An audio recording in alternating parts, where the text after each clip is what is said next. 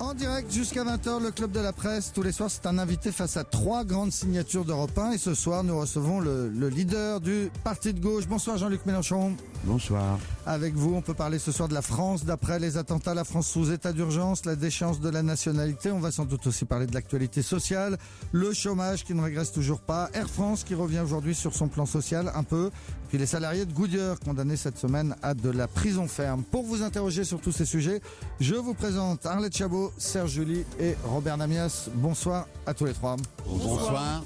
Jean-Luc Mélenchon, on en parle moins ces derniers temps, mais l'armée française continue à bombarder les positions de Daesh en Syrie ou en Irak. Cette semaine, il y a même eu une intensification des frappes autour de la ville de Mossoul en Irak. Vous avez condamné depuis le départ ces opérations menées contre l'organisation qui a revendiqué les attentats de novembre à Paris. Vous continuez à condamner cette guerre ? Vous aurez raté une petite étape.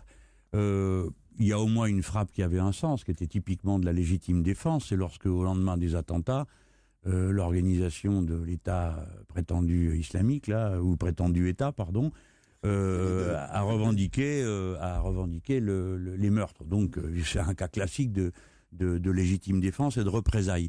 Donc, mais pour le reste, ce que je critique, c'est l'absence de vision de long terme et de stratégie géopolitique cohérente qui nous conduit à être alliés avec des gens qui financent des gens qu'on combat, de changer en cours de route le nom de l'adversaire et surtout d'être dans une impasse. Nous savons tous une chose, quand la guerre s'arrêtera à cet endroit, le terrorisme s'arrêtera avec. Et par conséquent, il est très important d'avoir une stratégie cohérente pour que la guerre finisse. Non, juste pardon, parce que c'est pas tout à fait clair. Vous pensez que la France était en droit de frapper Daesh après les attentats, et donc qu'elle est toujours en état de légitime défense, et qu'elle est légitime à continuer ces bombardements ? Je dirais pas ça. Je pense que là, j'ai pris un exemple pour vous montrer que j'aborde ça avec esprit de pragmatique, et je tiens compte du fait que c'est mon pays qui est engagé. Mais tout ça ne mène nulle part. Il n'y a pas de perspective politique. Bon, alors on va bombarder, et après, qu'est-ce qu'on fait ? Quel est le projet ? De quel côté se tourne-t-on ? De qui est-on allié ou pas ? Va-t-on travailler avec les Russes ? Fait-on une alliance universelle sous l'égide de l'ONU dans cette partie du monde ? Ou bien va-t-on continuer à jouer la perspective qui est ouverte ? La perspective ouverte. Alors il se trouve que... Vous êtes d'accord pour dire que ça a pris du temps, parce que au début on avait dit c'est Bachar el-Assad, l'ennemi numéro 1 et absolu, et en foi de quoi on a armé des gens qui ensuite se sont retournés contre nous, ce qui était assez largement prévisible. Et on a fait comme si c'était une guerre de religion, alors que tout le monde sait, enfin maintenant en tout cas c'est tout à fait évident, que c'est une guerre où des puissances régionales ont les doigts jusqu'au milieu de... quand même. Oui, la religion et l'emballage. Sunnisme et chiisme. Oui, puis après dans les chiites, il y a différentes variétés, absolument. Dans les sunnites aussi. La religion et l'emballage, le prétexte, vous savez comme moi qu'il y a plusieurs branches du sunnisme qui sont en cause, mais dans cette histoire, c'est d'abord une guerre régionale de puissance le long des pipelines, autour des puits de gaz, et qui est de vieux règlements de compte, dont certains sont pluricentenaires, entre Perses et Arabes, et ensuite entre les différentes variétés religieuses, et surtout la haine des monarchies qataries, saoudites et autres contre les régimes bassistes de Syrie, d'Irak et ainsi de suite. Ouais, mais pardon Jean-Luc Mélenchon, ma question, je ne sais pas si on a la réponse. Qu'est-ce qu'on fait, nous, contre Daesh ? Est-ce qu'aujourd'hui, on continue à les bombarder ? Mais j'avais parfaitement compris votre réponse et j'avais le sentiment d'y répondre. Vous voulez dire, est-ce qu'il faut bombarder contre ou bien Daesh, est-ce qu'il faut bombarder ou bien est-ce qu'il faut bombarder ? Et si par hasard on ne veut pas bombarder, qu'est-ce qu'on fait concrètement à part bombarder ? Non, mais nous connaissons cette rhétorique, elle dure maintenant depuis des années, elle ne mène nulle part. Alors je vous réexplique, et pour ceux qui nous écoutent, la France a une partition particulière dans cette zone. Il est de son devoir de former avec les Russes une grande coalition sous l'autorité de l'Organisation des Nations Unies. Et le moment venu, c'est-à-dire dès maintenant, il faut parler avec les protagonistes, c'est-à-dire avec les gens qui sont en guerre. Et il faut trouver une sortie par le haut, c'est-à-dire d'abord ramener le calme et la paix, et ensuite organiser des élections comme le proposent les Russes, car nous ne connaissons aucune autre méthode. Il y a des endroits où on a fait autrement, c'est en Libye, on a bombardé, et après on est parti, et débrouillez-vous. Bon, on voit le résultat. Donc ça, c'est ce que je suis en train de dire, c'est la réponse concrète. Alors, ne croyez pas que bombarder est une réponse concrète. À cette réponse, on peut vous faire une remarque. D'abord, vous parlez des incohérences des alliances avec le Qatar, l'Arabie Saoudite, tout le monde en convient. Sauf que vous qui êtes un intellectuel historien, vous conviendrez que ces incohérences dans l'histoire, il y en a toujours eu de tout temps, depuis toujours. Bon, notamment depuis. Et c'est vrai notamment assez récemment, en 40, avec les accords entre Staline et Hitler, qui certes n'ont duré qu'un an et demi, mais enfin qui ont existé, c'était assez incohérent aussi. Bon, non, c'était tout à fait cohérent. Oui, c'était de leur point de vue, l'Union soviétique d'être isolée au moment où les autres voulaient lui tomber dessus à bras raccourcis. Si on fait de l'histoire. Mais restons sur le sujet. Vous avez cité, Syrie, moi je voudrais vous poser et une le question. jeu contradictoire de l'Iran et des monarchies. Je n'ai pas encore posé ma question. Je vous en prie. Vous citez, et vous avez cité là, à plusieurs reprises déjà, la Russie. À aucun moment, vous n'avez cité les États-Unis et un certain nombre d'autres pays liés à la coalition avec les pays arabes de la région. Est-ce que, je comprends très bien que vous privilégiez la Russie, etc., mais est-ce que c'est suffisant? Est-ce que cette grande coalition, au fond, qui n'a pas fonctionné, que Hollande a évoqué à un moment donné et qu'il n'a pas réussi à construire, elle n'est pas encore faite. Assez logique d'ailleurs, elle n'est pas la seule réponse possible et globale. Pourquoi privilégier plutôt la Russie que les États-Unis, plutôt la Syrie ou l'Iran que l'Arabie Saoudite? Vous ne m'avez pas suivi, je dois très mal m'exprimer, j'en suis confus. Non, pas du tout. Mais la coalition des Français avec les Nord-Américains, elle existe déjà. La question qui est posée, c'est de savoir si cette coalition va faire sa jonction avec les Russes. C'est le seul autre protagoniste de l'affaire. Donc c'est pourquoi, ce n'est pas que je privilégie, c'est que ce sont les seuls nouveaux, la seule nouveauté que l'on peut mettre au point. Deuxièmement, c'est la grande coalition qui peut répondre éventuellement. Universelle, sous l'autorité de l'Organisation des Nations Unies, et non pas de l'OTAN ou de je ne sais quel improbable G20 ou G8 ou que sais-je encore. Deuxièmement, il y a ce que moi je dis depuis le début, et par conséquent je ne suis pas gêné de continuer à le dire, qu'il faut couper les moyens d'accès financier de l'adversaire. Et par conséquent, il faut demander à la Turquie de cesser le jeu ambigu qu'elle joue. Or, nous sommes en train de faire exactement le contraire, puisque la renégociation avec la Turquie de sa participation à l'Union européenne a recommencé. Ça fait partie des incohérences de l'histoire. Mais vous en connaissez la clé. C'est que comme les Russes sont le point de, les Turcs sont le point de passage des réfugiés, on les paye pour accueillir les réfugiés et éviter qu'ils viennent chez nous, et en fait de quoi on ferme les yeux sur le fait qu'ils bombardent nos principaux alliés dans la région. Donc, comme disait, je crois que c'est De Gaulle, dans l'Orient compliqué, il faut venir avec des idées simples. Eh bien, l'idée simple à avoir, c'est coaliser ceux qui veulent restaurer des frontières et des États-nations stables dans cette région et empêcher que se propagent ceux qui sont nos adversaires. Est-ce que cette guerre, ce sera ma dernière question, pardon Arlette. Est-ce que cette guerre est légitime si c'était une grande coalition? C'est ça que je voudrais comprendre. On ne comprend pas toujours si elle est légitime pour lutter contre le terrorisme, y compris en France. Et on ne pourra pas entrer dans les détails. De guerre légitime, il y en a des fois dans l'histoire, en effet. Hein. Faire la guerre aux nazis était une guerre légitime. Il ne fallait pas se tromper. Faire la guerre à une organisation totalitaire, là, pardon de vous dire que nous sommes un peu moins légitimes. Car au fond, que fait Daesh? Ce que fait tous les jours, à plus grande échelle, l'Arabie Saoudite. Alors il coupe des têtes, il séquestre des gens, il coupe des mains, il fouette. Bon, c'est ce que fait l'Arabie Saoudite de la manière la plus légale tous les jours. Donc nous aurions beaucoup de mal derrière ces micros à qualifier les uns de légitimes et les autres d'illégitimes. Ce n'est pas ça qui nous intéresse. Ce qui nous intéresse, c'est que la paix revienne et que tous ces gens se tiennent tranquilles. Voilà. Nous sommes une puissance, nous n'avons pas d'amis, nous avons des intérêts. Robert Namès, on parle maintenant de la déchéance de la nationalité. Alors Jean-Luc Mélenchon, à votre avis, d'où a germé cette idée dans la tête de François Hollande? Coup politique, erreur historique, faute morale, les trois à la fois? Bon, on va essayer. Et la cassure définitive de la gauche. On va essayer de dire des choses qui permettent un peu d'apaiser, quoique moi je suis absolument révulsé par cette affaire. J'ai été glacé quand je l'ai entendu dire qu'on allait déchoir de la nationalité des personnes nées françaises. Alors évidemment, beaucoup de nos concitoyens pensent qu'on est en train de parler des punitions des terroristes. Alors ils ne comprennent pas qu'on ne veuille pas les punir de toutes les manières possibles. En effet, nous voulons les punir de toutes les manières possibles. De ce point de vue, c'est une mesure inefficace, car c'est pas le code de la nationalité qui empêche quelqu'un de se faire sauter. Et surtout, ce qui est absolument inefficace, c'est si on lui enlève sa nationalité, de le renvoyer ou peut-être à l'expéditeur. Imaginez-vous un franco-syrien qu'on rendrait à Daesh, Ou à qui? Ou à Bachar el-Assad. C'est absurde. Donc c'est inefficace. Mais c'est le fond. Le fond, ça touche à l'histoire de France et à l'identité du peuple français. Nous ne sommes pas une nation ethnique. Nous ne sommes ni une nation décrite par la couleur de peau, ni par les religions, il y en a 5, ni même par la langue française, puisque 29 pays dans le monde ont la langue française comme langue officielle. Nous sommes donc un peuple réuni par un principe, celui de l'égalité de tous les citoyens devant la loi qu'ils forment et dont ils acceptent l'application, tous autant que nous sommes autour de cette table, quelles que soient nos convictions, nous acceptons que la loi nous soit appliquée, même si nous continuons à la combattre. Donc quand on rompt l'égalité, je crois que François Hollande a dû, de manière irréfléchie, parce que sa culture historique n'est pas grande, il ne s'est pas rendu compte qu'il crée 2 catégories de Français. Ceux qui seraient en quelque sorte les Français de souche, depuis toujours. Et puis tous les autres, mais mes amis, tous les autres, car nous sommes innombrables à avoir un ancêtre sur 8 qui est en étranger. Nous devenons tous des Français de souche étrangère. On a donc créé 2 catégories de Français. Et je demande qu'on y réfléchisse bien. Il ne s'agit pas des gens qui ont été naturalisés dont nous parlons.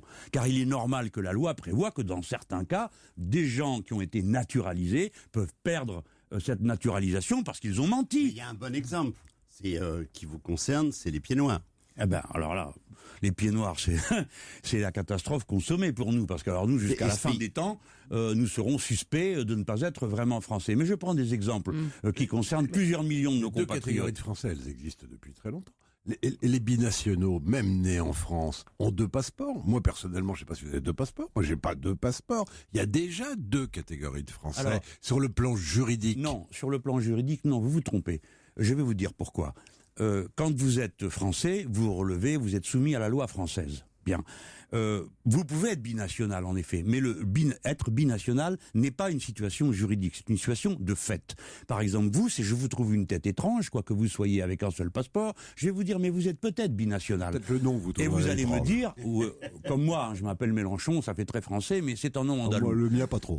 Bon, alors on va commencer à dire, mais dites donc, vous êtes peut-être binational. Vous allez me dire, mais jamais de la vie, moi j'ai qu'un seul passeport. Oui, mais monsieur, peut-être que votre père était marocain. Ou votre grand-père, ou votre arrière-grand-père. Or, la qualité de Marocain ne se perd jamais. Le roi du Maroc reconnaît comme sujet tous ceux qui sont issus de Marocains. Donc c'est ça en fait. Je prends l'exemple des Marocains, mais c'est vrai des Algériens, c'est vrai d'un tas d'endroits. Nous les Français, nous reconnaissons le droit du sol, pas que le droit du sang. Nous avons aussi le droit du sang. Vous êtes enfant de Français, vous êtes Français. Vous naissez en France, vous êtes Français sous tout un tas de conditions. Mais comprenez-moi bien, ça veut dire qu'un jour ou l'autre, on va arriver à ce point où on devra dire on va s'arrêter à la 3e ou 4e génération en arrière. Pardon de vous le dire, ceux qui se sont risqués à ça, le seul régime qui l'ait fait, c'est le régime de Vichy. Mais je vais vous dire le plus grand danger. Il n'est pas aujourd'hui. François Hollande est trop bonasse pour menacer qui que ce soit. Mais imaginez-vous qu'on ait mis dans la Constitution ce principe, ça veut dire que demain, n'importe quel autre gouvernement, pour n'importe quel autre délit, pourrait dire on retire la nationalité française à telle ou telle personne. Pourquoi ? Parce que ce sera constitutionnel. Si bien que nous sommes tous mis en danger pour l'avenir. Et quand on est président de la République, je lui dis, François, l'histoire de France ne t'appartient pas. Elle appartient aux Français. Le droit du sol, c'est depuis François Ier. C'est pas une petite affaire. On joue pas avec ça avec 4 copains dans un bureau parce qu'on sait plus quoi faire pour emmerder la droite et emballer l'extrême droite. Alors je sais qu'on suis... mais en même temps, Jean-Luc Mélenchon, il y a peut-être du côté des Français, je ne parle pas des sondages, mais il y a un ressenti des Français. Ceux qui vont massacrer au Bataclan, tout le monde, des Français qui soient de confession juive, catholique, musulmans, pareil. Ils se disent, athées, il y en a aussi. Il y en a même beaucoup. Mais tout le monde est victime. Il y a côté, ils ne peuvent plus appartenir à la communauté française. Ils ne sont plus comme nous. Il y a un sentiment les liens entre Français se resserrent quand même. Comment on peut ces gens-là, les mettre en dehors de la nation? Autre chose, un acte symbolique, autrement de les foutre en tôle pendant 30 ans. Mais Arlette, écoutez-moi Arlette Chabot, je pense que vous vous trompez. Bien sûr que tout le monde est soulevé d'horreur. Il ne s'agit pas ici d'atténuer d'une quelconque manière la responsabilité des criminels ou de diminuer la portée de leurs actes. Mais réfléchissons, des actes monstrueux, ils s'en commettent continuellement. Les prisons ne sont pas remplies de braves gens. Elles sont remplies de gens qui ont des raisons d'être en prison. Il y a des délits majeurs, des assassins, des criminels de toutes sortes. Alors, est-ce que nous pourrions décider que, par exemple, les assassins d'enfants doivent être exclus de la nationalité française parce que l'idée de meurtre d'un enfant nous est à tous insupportable. Et nous pourrions continuer avec les policiers, etc. On n'en finira pas. Ce n'est pas la bonne manière de faire. La bonne manière de faire, c'est que la loi s'applique. Vous avez commis un crime, vous êtes puni pour ce crime, conformément à ce que prévoit la loi, et vous allez en prison purger votre peine. L'infamie, la déchéance des droits civiques, ça existe déjà. Ouais. Vous avez des condamnés qui sont déchus de leurs droits civiques. C'est ça qu'il faut faire à la limite, c'est-à-dire une Il n'y a pas besoin d'en faire plus que ce que la loi prévoit déjà. Vous pouvez être déchu de vos droits civiques. Okay. Vous pouvez être enfermé. Qu'est-ce que vous voulez faire de plus ? Nous avons décidé que la peine de mort était supprimée dans notre pays. Nous avons adhéré à des accords internationaux qui nous interdisent de revenir dessus. Voilà. Il faut savoir raison garder. Ce que je suis en train de dire ne comporte aucune trace d'indulgence pour les assassins, dont je suis pour qu'ils soient châtiés, eux, leurs complices et leurs commanditaires, jusqu'en enfer. Vous êtes même pour les ébouillanter. Non, j'ai dit en blaguant tout à l'heure pour que les auditeurs entendent. J'ai dit à Serge July, oh mais il en fait ce qu'il veut, les terroristes, il les met à bouillir, parce que je pensais à vous savez, la série Shogun. Je reconnais que c'est pas une blague très bonne, mais puisque vous en parlez, Serge July, je me devais de l'expliquer. Bon, alors, donc je vais vous poser une autre question. Est-ce que le fait de prendre les armes quand on est français, avec le statut de français, qui sont ce que vous avez décrit, et qu'on prend les armes contre la France, est-ce que... il faut espérer qu'on n'en réchappe pas. Parce que si on prend les armes contre la France, c'est donc qu'on va l'affronter. Quelqu'un sont des Français, pour la plupart d'entre eux, ont pris les armes, qui les ont utilisées. Bien sûr. Pas simplement, c'est pas des intentions ou des menaces. Ils l'ont fait. Ils l'ont fait contre des Français, contre la France. Alors, en l'occurrence, c'est un article du Code civil de Napoléon, d'avoir introduit en 1804 le fait de dire, voilà, quand on prend les armes contre la France, on perd la nationalité française. En l'occurrence, ça date d'avant, ça date de 93 et de la Révolution. 93, mais c'est repris par Napoléon. Alors, ça tient à une époque, un contexte historique où on occupe tout un tas de pays, la France occupe tout un tas de pays. Il y a beaucoup de... Tenez compte du fait que... Mais c'est quand même dans le Code civil. Oui, je comprends. Nous avons eu des traîtres à la patrie innombrables. Je vous rappelle qu'après la Libération, tous ceux qui avaient collaboré avec l'ennemi ont été punis de toutes les manières possibles. L'indignité nationale. Indignité nationale. Pas du tout. Voilà, vous êtes d'accord. Oui, donc on prévoit un châtiment. Mais je vous demande de bien prendre en compte qu'à partir du moment où vous remettez en cause l'unicité de la nationalité, eh bien vous remettez en cause l'unicité du peuple français. Et c'est ce qui m'effraie dans cette affaire. Alors, on peut trouver que je coupe les cheveux en quatre, mais toujours les questions abstraites et théoriques paraissent d'abord très abstraites. Et puis ensuite, on s'aperçoit qu'elles deviennent très concrètes. Lorsque M. Pasqua a changé le code de la nationalité en France, je suis sûr qu'il cherchait à faire plaisir à toutes sortes de clientèles, le résultat, c'est qu'1 million de pieds noirs et leurs 2 millions d'enfants, c'est-à-dire 3 millions de personnes, ont été mis dans une situation invraisemblable où il leur fallait prouver qu'ils étaient français et ainsi de suite. Et Monsieur Serge July, je vais continuer. Si nous supposons que l'on puisse déchoir quelqu'un parce qu'il est armé et qu'il en réchappe, parce qu'on peut quand même souhaiter qu'il en réchappe pas. Oui, mais il a porté les armes. Pour l'instant, personne n'en a réchappé. Oublions pas ça. Et que ceux qui nous affrontent sachent bien que nous n'avons pas l'intention de les laisser faire. Bien. Alors, s'ils en ont réchappé, alors qu'ils soient punis par toute la rigueur de la loi, bien sûr. Je ne suis pas d'accord pour confier aux Turcs un terroriste turc. Non, je préfère m'en occuper moi-même. Je ne suis pas d'accord pour confier un terroriste franco-syrien aux Syriens. Je préfère m'en occuper moi-même, le garder ici et lui faire payer sa dette jusqu'au bout. Parce que si je sais que s'il sort de France, eh bien je ne sais pas s'il y reviendra pas à nouveau armé. Par conséquent, je veux me le garder ici et le surveiller et lui faire subir son châtiment jusqu'au bout. Et ne prenons pas, parce que pour un nombre de personnes, certes trop important, mais pour un nombre de personnes limité, on ne va pas rendre suspect des millions d'autres personnes qui n'ont rien à voir avec tout ça. Vous savez, tout à l'heure, on a oublié de le dire, on a parlé des guerres. Je vous signale que dans tous ces attentats, etc., pour l'instant, c'est surtout des musulmans aussi qui se font tuer. Ce sont dans des pays musulmans. Donc nous, gardons raison. Évitons de nous embarquer dans des généralités qui porteraient dommage à notre peuple. Je peux dire encore une chose. Qu'est-ce que vous dites de ceux qui servent ? Vous savez quoi ? Je crois qu'après la pub... Ça a l'air important. Qu'est-ce que vous dites On de va ceux... prendre le temps de le dire calmement. Oui, non, je vais le dire calmement, je ne parle que calmement. Qu'est-ce que vous dites de ceux qui servent dans une armée étrangère aujourd'hui et qui sont français? Est-ce que vous leur retirez la nationalité française s'ils servent dans cette armée étrangère, dans une guerre qui n'est pas la nôtre? Vous leur retirez la nationalité française? Allez, mettez pas le doigt là-dedans, c'est la catastrophe au bout du compte. On va maintenant parler politique et sociale, Robert. Oui, absolument. Et je vais vous poser la question qui fâche. On va voir. Il se lève, attention, il est déjà levé. Parce qu'au fond, tout ce qu'on a dit depuis une demi-heure, on n'adhère pas, beaucoup adhèrent, mais pas l'opinion apparemment, sur la déchéance de nationalité notamment. Pour beaucoup, ça relève de la gauche qu'on appelait dans le temps la gauche morale. Il y avait une gauche morale. Morale ? Morale, qui avançait des principes, à la fois... morale, oui, la gauche morale. Morale. Oui, mais j'ai compris. Parce que on dit morale, vous savez, pour dire des gens qui ont de bonnes intentions, mais non, c'est une gauche principielle. C'était tout à son honneur, et globalement, les gens de gauche votaient pour cette gauche morale, jusque dans les années... au-delà des années Mitterrand, d'ailleurs. Sauf que ça fonctionne plus. Parce qu'il y a un moment donné, il faut regarder les choses en face. Le Front de gauche, le Parti communiste, Jean-Luc Mélenchon lui-même, les écologistes, et même une partie des frondeurs du PS qui se sont réduits comme peau de chagrin. Alors, ils vont peut-être ressurgir un peu du néant avec le débat sur la déchéance de nationalité, mais enfin bon. Comment on fait quand on est un homme politique responsable qui a envie que ses idées gagnent, qui n'a pas envie de sombrer dans une totale et définitive dépression?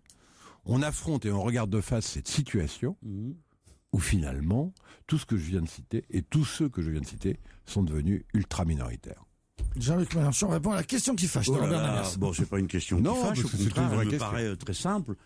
J'adhère à des principes politiques, je les ai médités, je les reçois d'autres, de générations qui ont mené le combat avant moi, je les prolonge parce que j'y adhère toujours, et advienne que pourra, le peuple est souverain, c'est lui qui décide. Et bien, il y a des revers, il y a des moments où nous sommes moins écoutés que d'autres, c'est le moment de tenir bon. Et de continuer à garder, sous quelle que soit l'épaisseur de la cendre, la braise allumée. C'est ce que je fais. Je crois à l'unité et l'indivisibilité de la République française, donc de son peuple, et c'est la raison pour laquelle je n'accepte pas qu'il y ait deux catégories de Français. De la même manière, je n'accepte pas qu'il y ait deux formes de justice sociale, comme celle que je vois à propos des situations sociales, comme ce que je vois en 2 ans les travailleurs de Goodyear jugés et 9 mois de prison ferme pour des délégués syndicaux qui, au fond, n'ont fait qu'une chose, défendre leur emploi pendant 7 ans, et de l'autre côté, 8 ans pour juger les patrons d'un Leclerc, qui ont enfermé 50 de leurs employés dans le noir pendant 1 heure, et qui prennent une petite peine de prison avec sursis au bout de 8 ans de tergiversation. Je ne suis pas d'accord. Je crois fondamentalement, mais j'admets que cette idée n'est pas aujourd'hui majoritaire, je crois fondamentalement à l'égalité. Le sens du combat, c'est l'égalité. L'égalité en droit, nous venons d'en parler, et l'égalité en fait, c'est-à-dire que les faits sociaux, pas simplement proclamer des belles phrases, pas simplement dire liberté en général, la liberté dans le concret, égalité pas en général mais dans le concret, et fraternité concrètement. Et puis, un jour ou l'autre, eh bien, la grande idée rejoint le grand nombre, et nous gagnons. Et d'autres fois, c'est l'inverse. Mais ça, il faut accepter de perdre en démocratie, sinon il n'y a plus de démocratie. Mais vous mettez vraiment en cause dans l'affaire Goodyear la condamnation, puisqu'effectivement... l'entreprise, les salariés séquestrés, les patrons avaient retiré leur plainte. C'est vraiment une volonté, selon vous, du pouvoir politique, via le parquet, de sanctionner des salariés, des ouvriers. Il y a une volonté, mais quel est l'intérêt pour ce pouvoir politique? C'est aux intéressés qu'il faut aller poser la question. D'abord, est-ce que tout ça est vraiment de gauche? Ça, on fait semblant. J'ai dit de gauche. Oui, vous êtes. Mais je vous remercie de. C'est Taubira quand même qui était la plus à gauche dans le gouvernement. Mais vous avez d'abord des indications politiques très fortes, alors, parce que sinon c'est trop facile. On va dire, c'est la faute du juge. Le juge il va vous dire, mais moi j'applique la loi, et il a bien raison. Et il dit, j'applique d'autant plus fermement la loi que le procureur dit. Le procureur, vous savez qui c'est l'avocat de la société, et la société est représentée par le pouvoir lui-même, la garde des Sceaux. Donc l'avocat du garde des Sceaux dit il faut les condamner durement. Alors, est-ce qu'il y a doute sur la volonté du pouvoir de réprimer durement les travailleurs? Mais non.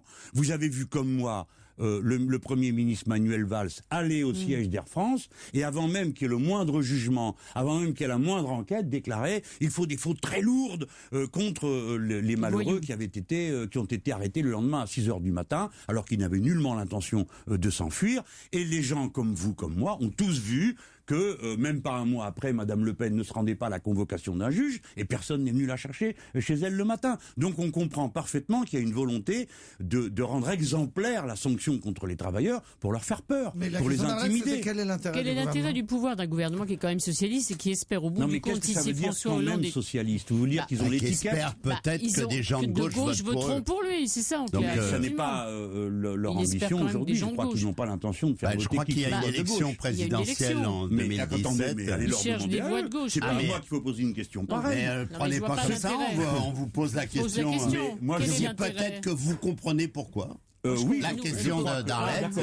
Pourquoi? Comment vous expliquez? C'était la question. Voilà, il ne faut pas prendre les grands chevaux. Non, mais je ne prends pas les grands chevaux. Permettez, Sœur Julie. Il faut analyser un peu l'émission. C'est ça la question. Ah bon, d'accord, il faut un peu de sang. Si vous voulez, qu'est-ce qui veut mourir? Personne. Alors, regardons cette affaire. Il est dans l'esprit de François Hollande et de Manuel Valls de se concilier les bonnes grâces du patronat français et d'un certain secteur de la droite. Enfin, ils ont une vision de la droite que moi je juge assez folklorique. Parce que s'ils croient que le patronat c'est le MEDEF, ils se trompent. Il y a des patrons de catégories tout à fait différentes et les petits patrons ne raisonnent pas du tout aujourd'hui comme les grands patrons du CAC 40, mais il faudrait que Valls et Hollande le comprennent. Ces patrons-là ne leur demandent pas des allègements de charges sociales, ils demandent à remplir le carnet de commandes et je suis d'accord avec. Mais qui visent-ils?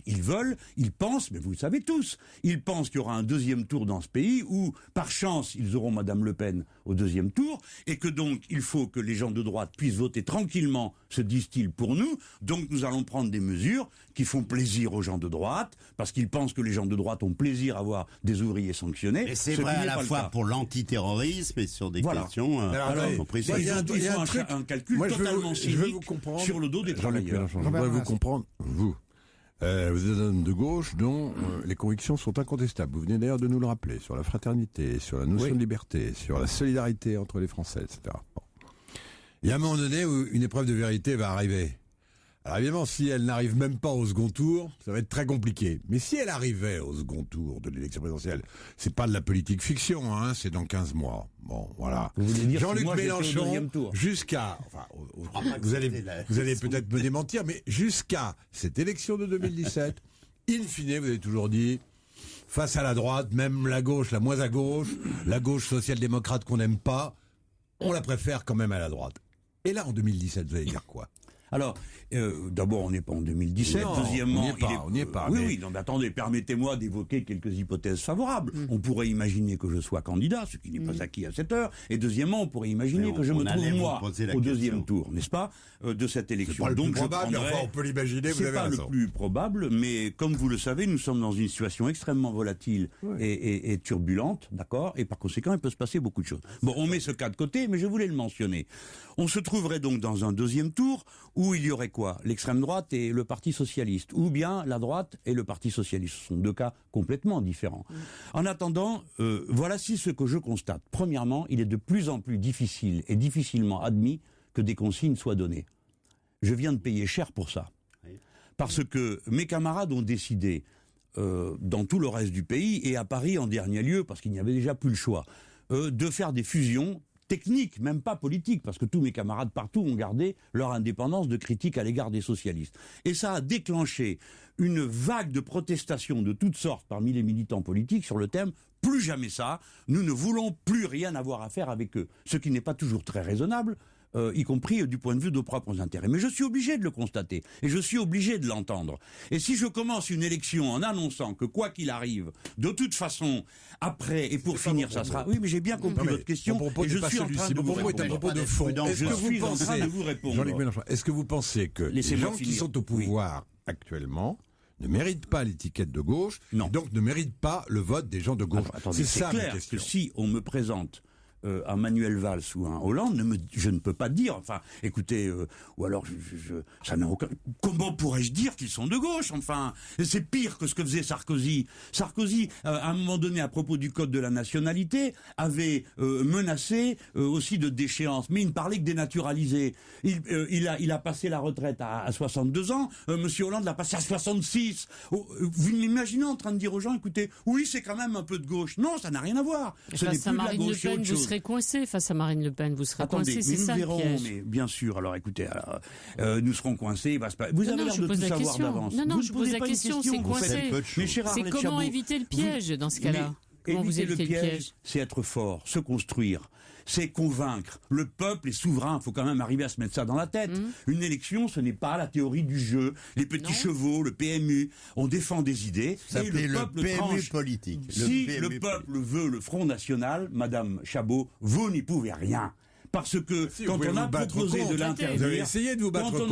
de l'interdire, on m'a dit que c'était pas la bonne méthode. Quand je suis allé front contre front, on m'a dit que c'était pas la bonne méthode. Et maintenant, comme aucune des autres bonnes méthodes qui ont été appliquées n'a marché, on me demande si en plus je ne voudrais pas me couper la gorge et me taire définitivement. Eh bien, la réponse est non. Et donc nous nous battrons sur nos idées en espérant gagner une majorité. Le PS a fait battre le Front National. En se retirant. Le PS a fait battre. En se retirant. Oui. Se retirant. Oui. Enfin non, mais là, il vous a manqué une étape. Il a fallu que des gens aillent voter. Oui. Non, mais attendez. Le PS n'a fait battre personne. Il a retiré ses candidats et déserté la bataille. Et des gens auriez préféré qu'il reste comme en Alsace. Sont allés voter. Moi, ce que je sais, écoutez, nous sommes dans des situations totalement neuves, et elles n'étaient pas faciles à régler. Ce que je sais, c'est que dans l'est du pays, on a dit pique-pente de ce pauvre Masseray qui allait donner et abandonner la place à l'extrême droite, etc. Il a maintenu sa liste et l'extrême droite n'a pas été élue. Donc il ne faudrait pas passer d'une certitude à l'autre, aussi aveuglé dans un cas que dans l'autre. Tout ça mérite compréhension de quoi? Que ce pays est en train de partir en petits morceaux, que les grandes plaques politiques du pays sont en morceaux, qu'on ne respecte pas les gens qui se battent, que quand on est au pouvoir et qu'on se dit de gauche et qu'on envoie faire de la prison ferme des syndicalistes, vous savez ce que c'est un syndicaliste, c'est pas un passant dans la rue, c'est quelqu'un qui voue sa vie au combat pour les autres, eh bien on désorganise, on détruit, on démoralise tout le monde, c'est ça leur œuvre. Alors là-dessus évidemment prospère tout et n'importe quoi. Et il ne faut pas s'étonner que prospère tout et n'importe quoi. Moi, j'essaye de représenter un point de vue peut-être traditionnel à vos yeux, traditionnel du républicanisme socialiste et écologiste un peu moderne. Voilà. Et puis, je m'incline devant le peuple. C'est lui qui décide. Et je vous dis clairement que je ne suis même pas sûr que c'est un sens, dans l'élection présidentielle prochaine, que qui que ce soit donne des consignes pour le deuxième tour. Je ne suis pas sûr que ça ait un sens. Ça pourrait provoquer l'effet exactement inverse d'exaspération. Par conséquent, ma réponse, je la renvoie à un peu plus tard, si vous voulez bien, en définitive, le temps que j'observe bien comment la poussière va retomber. Jean-Luc Mélenchon, député, eurodéputé du Front de Gauche, et peut-être un jour candidat à la présidence de la République. On a envie de vous demander, évidemment, dans la suite de l'émission, évidemment, si vous envisagez de vous présenter à l'élection présidentielle en 2017. Envisager, oui. Comment ne l'envisagerais-je pas?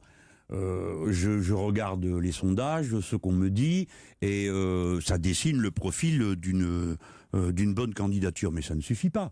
Alors j'y travaille, j'ai dit je me préparais. Ça veut dire quoi, j'y travaille? De quoi? Je travaille à la candidature. À cette candidature. Si vous voulez travailler, ça veut dire parler avec beaucoup de monde et puis surtout se mettre à niveau. Parce que c'est pas tout de faire le kéké, il faut travailler, il faut connaître, faut avoir ses réponses. Bon, ça n'intéresse pas grand monde chaque fois que je convoque du monde, mais par exemple, avoir préparé le plan sur l'économie de la mer, ça m'a quand même pris 3 mois. Et les discussions continuent avec des gens pour savoir si les chiffres sont les bons qu'on a trouvés. Bon, j'ai fait tout un travail sur la défense.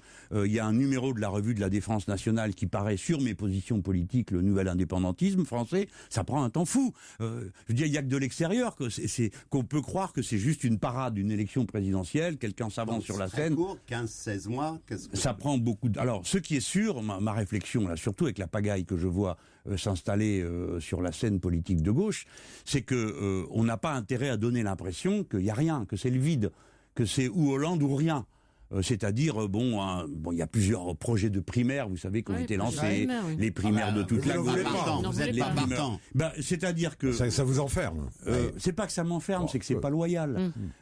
Si je vais à une primaire dans laquelle se trouve M. Valls ou M. Hollande, que je combats, dans les termes que vous m'avez entendu utiliser il y a un instant, je vais à la primaire, il gagne. Normalement, vous participez à une primaire, si vous êtes loyal, vous vous soumettez aux résultats et vous acceptez. Alors, ils auraient gagné sur le tapis vert ceux qui n'ont pas obtenu de moi en 8 ans et 5 campagnes électorales. Je me tairais comme ça. Ce n'est pas loyal à l'égard des gens qui comptent sur moi pour représenter le point de vue que j'ai. Et vous n'êtes pas pour la primaire de la gauche proposée par... Pour la raison que je viens d'expliquer. Oui, non, mais une primaire de la gauche, alors, sans François Hollande se présente et tous les autres candidats écolos à gauche, trotskistes, etc., feraient une primaire. Vous y participeriez ou pas? Attendez, déjà, vous avez une indigestion déjà. À chaque jour suffit sa peine, mais je voudrais surtout dire une chose. On a l'impression d'une désinvolture à l'égard de la politique est extraordinaire. Bon, je ne demande rien pour moi, mais tout de même, j'ai tout de même déjà été candidat. Tout de même, les sondages ne sont pas défavorables. Oui, c'était la première fois depuis 30 ans que quelques-uns faisaient un chiffre, à 2 chiffres à côté du Parti Socialiste. Nous avons un programme, L'Humain d'abord, il a recueilli 4 millions de voix, ce programme. On l'a vendu, je vous signale pour la petite histoire, 500 000 exemplaires, c'est du jamais vu qu'on vende un programme. Bon, eh bien... Tout ça mérite considération, c'est une base pour partir de la discussion. Qu'est-ce que c'est que cette désinvolture? Alors chacun arrive et dire oui, allez, maintenant il faut discuter. Alors on a eu les chantiers de ceci, les ateliers de cela, et à chaque fois on recommence dans des assemblées extrêmement intéressantes, les mêmes discussions sur les mêmes points sans avancer d'un mètre. Ce qui tranche, ce doit être l'action. Et moi je veux dire à tous ceux qui suivent chacune de mes paroles à cet instant, j'espère que c'est pas le cas de tous les auditeurs, avec un petit scalpel. Non, jamais je ne sacrifierai sur l'autel de mes arrangements personnels la puissance politique qui m'a été donnée par l'élection de 2012 et qui est confirmée, si j'en crois, les sondages. Je ne la sacrifierai pas.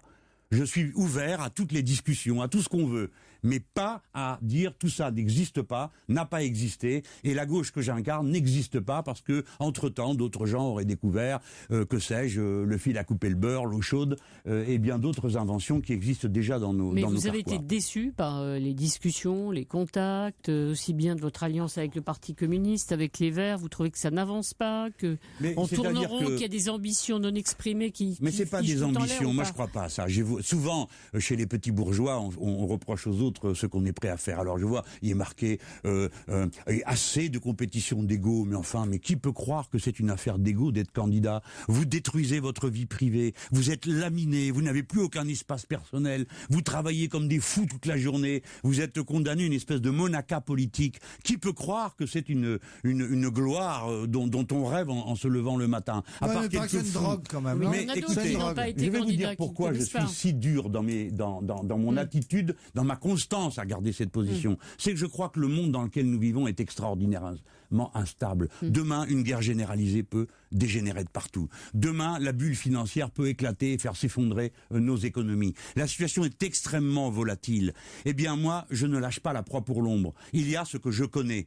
4 millions de personnes ont fait confiance en 2012 au programme L'Humain d'abord. Bien sûr, elles n'apparaissent plus dans les élections intermédiaires depuis. Elles n'apparaissent plus dans les élections intermédiaires depuis. Mais dans les élections intermédiaires, la puissance, nous en sommes d'accord. Bon. La puissance politique a été dilapidée dans toutes sortes d'arrangements incompréhensibles et indétectables. Quand aux dernières élections, sur 13 régions, le Front de gauche apparaissait dans 5 cas différents d'alliance, et qu'à la fin, quand on fait le compte des résultats, on nous enlève les résultats de toutes les régions où nous sommes alliés avec les Verts, comment voulez-vous que qui que ce soit s'y retrouve? Et je vais vous dire, la force va à la force. C'est une sottise politicienne de s'être dispersée comme ça, pour des arrangements locaux, pour je ne sais quelle conquête. Mais c'est vrai pour l'ensemble de la gauche, peut-être. Mais oui, mais nous avons commis de nombreuses erreurs. Par conséquent, il y a des erreurs que, pour ma part, je ne couvrirai plus, parce qu'il faut dire les choses comme elles sont. Je me suis tu, j'ai fait semblant, je ne me tais plus, je ne fais plus semblant. Et si je dois m'avancer, je m'avancerai d'un pas ferme, et je dirai, c'est comme ça qu'il faut faire, parce que l'expérience nous a prouvé que c'est comme ça qu'il faut faire. Avancer et agir. Nous avons une base de discussion, c'est le programme L'Humain d'abord, qu'on doit entièrement revisiter. J'en suis d'accord, mais nous ne partons pas de rien. Il n'y a pas 0 idée sur la table et 0 leader. Ce n'est pas vrai. Nous avons des points d'appui. Et il est temps maintenant que le pays se réveille Alors nous avons M. Namias, vous m'interrogez. Moi, j'ai un travail particulier à faire qui est le plus dur. On parle tous les jours, du matin au soir, de Daesh, des terroristes, et moi, il faut que je ramène, avec mes pauvres camarades qui vont en prison, la question sociale pour dire, écoutez les gens, c'est pas ça le sujet. Le sujet, c'est le boulot, c'est la santé, c'est l'éducation, c'est ça qu'il faut qu'on règle dans notre pays. Et on est en train de vous occuper, j'ai eu une parole malheureuse une fois, j'ai dit de vous amuser, je la retire et je la regrette. On est en train de vous enfumer avec ça, donc je comprends que c'est important. Bien sûr que chaque mort est insupportable, mais tout de même, les 530 morts au travail quotidien, Monsieur Namias, imaginez que le micro que vous avez devant le nez vous éclate à la figure. 530 par jour. Tous les 3 jours, une femme meurt sous les coups de son conjoint. Tous les 2 jours, un paysan se pend. Toute cette misère, ce mal-vivre-là, pourquoi est-il caché? Voilà, moi je fais que ça. Je dois ramener ça sur la table. Et vous autres, les commentateurs et les Français, c'est à eux de décider. Mais si ma voix s'éteignait, qui va parler pour ça? Personne ne le fera. Mais les deux ne sont pas forcément contradictoires. Les deux ne sont pas contradictoires. Mais quand on s'en prend aux ouvriers d'Air France, combien il y en a qui se mettent du côté des ouvriers? Quand les ouvriers de Goodyear sont punis à la prison ferme, il a fallu 3 jours avant que tout le monde se dise que c'était excessif. Vous vous rendez compte? Même le Parti Socialiste trouve ça excessif. C'est vous dire le degré d'hypocrisie où les voici rendus. Merci beaucoup Jean-Luc Mélenchon.